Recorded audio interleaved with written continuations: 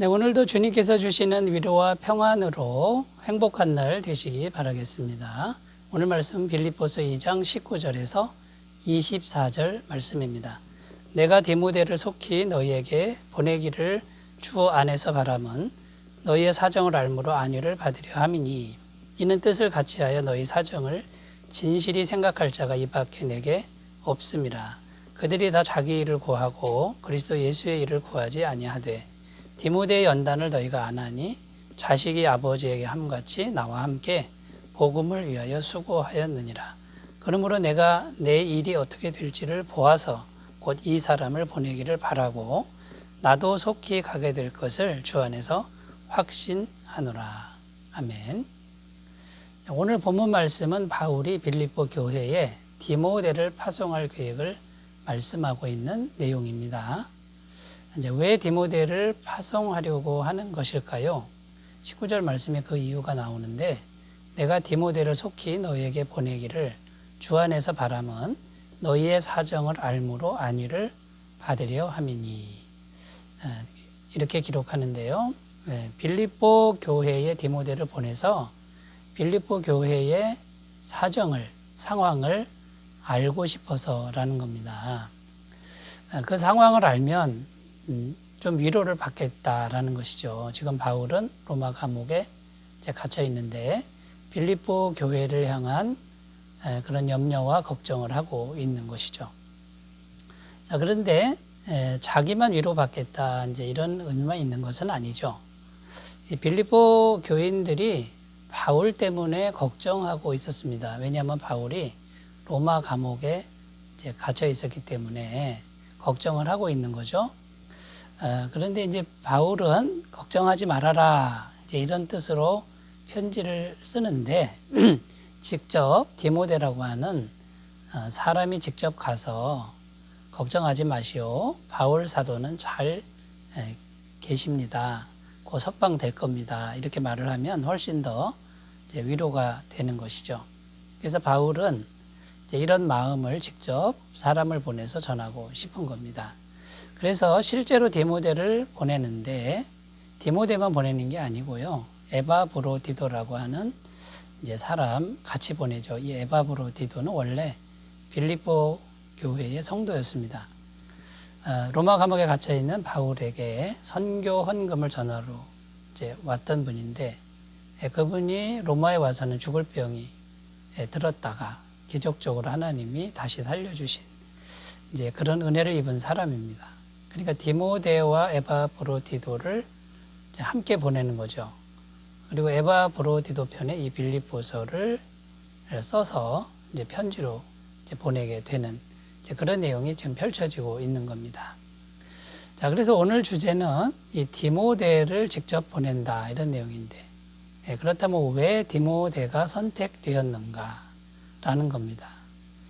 왜 디모데인가? 이런 주제로 우리가 오늘 말씀을 살펴보면서 은혜를 나누겠습니다. 첫 번째는 왜 디모데냐 하면요. 주님의 일에 뜻을 같이 하는 사람이었기 때문이라는 겁니다. 20절 말씀입니다. 이는 뜻을 같이 하여 너희 사정을 진실히 생각할 자가 이 밖에 내게 없음이라.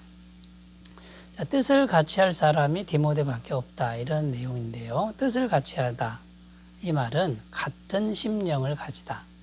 그러니까 바울과 같은 마음을 가졌다라는 거고요. 자, 뜻을 같이 하다라는 이 의미 속에는 친밀하고 깊은 관심을 가지고 돌보아 주다.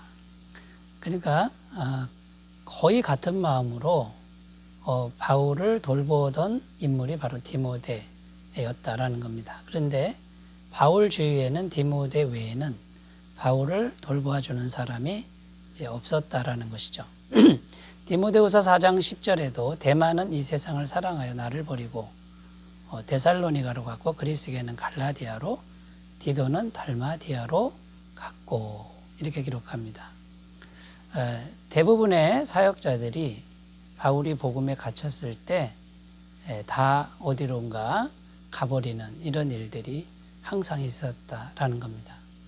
자, 그래서 이 주님의 일에 뜻을 같이 하는 사람이 이제 디모데였고 그 사람이 끝까지 남아 있었다라는 겁니다. 얼마나 귀한 존재입니까? 귀한 사람인 것이죠. 그래서 디모데가 선택이 되었다라는 겁니다. 주님께서도 이런 사람을 선택하신다라는 겁니다. 근데 성경은 반드시 축복이 있다고 약속하고 있습니다.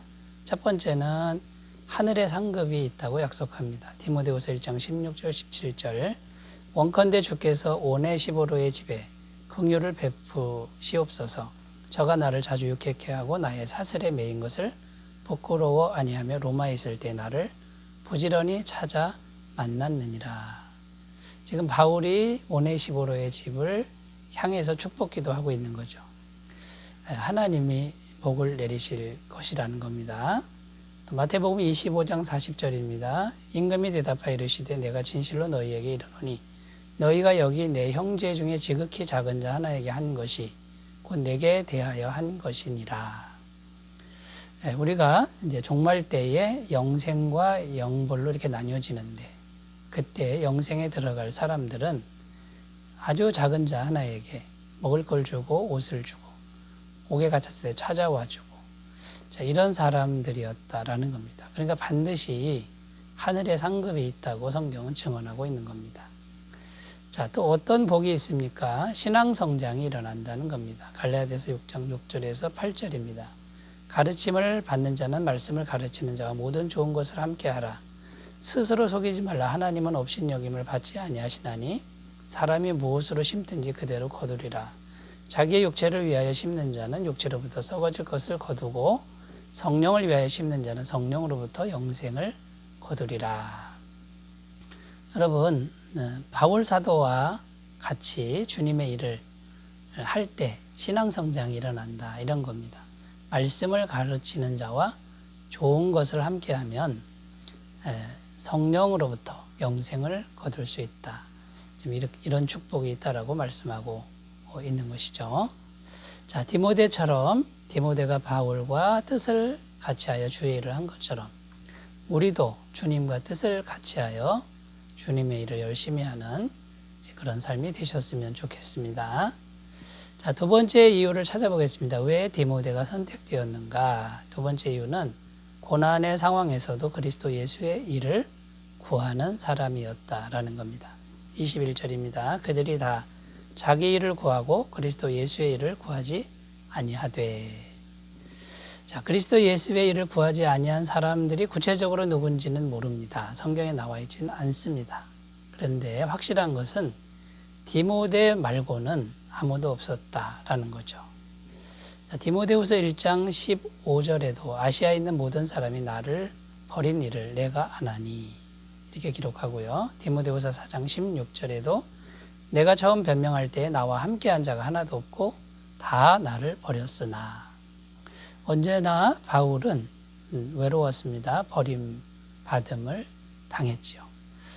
그런데 디모데만은 바울을 떠나지 않았다라는 겁니다.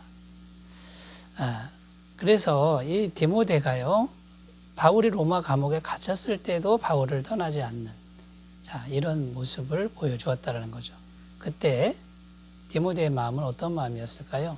첫 번째는 그리스도와 함께 고난 당하는 것을 기꺼이 각오한 마음이었겠죠. 마태복음 16장 24절에도 아무든지 나를 따라오려거든 자기를 부인하고 자기 십자가를 지고 나를 따를 것이니라. 결국은 고난의 상황에서도 그리스도 예수의 일을 구한다. 이 말은 고난을 기꺼이 각오하는 이런 마음이 필요하다라는 거고요. 두 번째는 자기 이익보다는 타인의 이익을 구하는 태도가 필요하다라는 겁니다. 고린도전서 10장 33절 나와 같이 모든 일에 모든 사람을 기쁘게 하여 나의 유익을 구하지 아니하고 많은 사람의 유익을 구하여 저희로 구원을 얻게 하라. 또 세 번째는 다른 사람의 형편을 돌아볼 줄 알아야 한다라는 거죠. 빌립보서 2장 4절입니다. 각각 자기 일을 돌아볼 뿐더러 또한 각각 다른 사람들의 일을 돌아보아 나의 기쁨을 충만케 하라. 그러니까 여러분, 고난의 상황에서도 그리스도 예수의 일을 구하는 이런 디모데의 모습이었기 때문에 일꾼으로 선택이 되었다라는 것이고요. 우리도 이런 디모데의 모습을 본받으면서 그리스도 예수를 구하는 귀한 삶이 되셨으면 좋겠습니다. 자, 세 번째입니다. 세 번째, 왜 디모데가 선택되었는가? 자식이 아비에게 함같이 섬길 줄 아는 사람이었기 때문이라는 겁니다. 22절입니다. 디모데의 연단을 너희가 아나니 자식이 아버지에게 함같이 나와 함께 복음을 위하여 수고하였느니라. 여기 보면 디모데는 자식이 아버지에게 한 것처럼 바울을 섬겼다. 지금 바울이 이렇게 증언하고 있습니다. 실제로 바울은 아버지 같고 디모데는 젊은 목회자였죠. 정말 친아버지처럼 그렇게 잘 섬겼다라고 증언하고 있습니다. 바울은 고린도전서 4장 17절에도 디모데를 향해서 주 안에서 내 사랑하고 신실한 아들 이렇게 표현하고 있습니다. 그러니까 바울이 디모데만 보면 정말 아들 같다라는 것을 많이 느꼈던 것이죠. 그 디모데는요, 바울과 언제나 함께 있습니다. 빌립보에서도 함께 있고, 데살로니가 베레아에서도 함께 있고, 고린도와 에베소에서도 늘 바울과 함께 있습니다. 하나같이 고난의 상황이었습니다. 그럼에도 불구하고 떠나지 않습니다. 로마 옥중에 있을 때에도 디모데는 바울과 지금 함께 하고 있는 중인 것이죠. 자, 그래서 디모데는 바울을 정말 아버지처럼 섬겼다. 섬길 줄 아는 사람이었다. 그래서 선택이 되었다라는 것을 말씀해 주고 있습니다. 자, 그러면 여러분, 이 자식이 아버지에게 한 것 같은 이런 마음은 어떻게 생길 수 있는 걸까요? 첫 번째는 디모데가 바울에게서 신앙적인 양육을 받았기 때문이라는 겁니다. 결국 바울이 디모데에게 영적인 공급을 풍성하게 해주었기 때문에 결국 영적인 부모처럼 그렇게 섬길 수 있었다라는 것이고요. 그러니까 우리가 늘 주님으로부터 영적인 은혜를 받을 때 우리는 주님을 아버지처럼 잘 섬길 수 있다라는 뜻이 됩니다.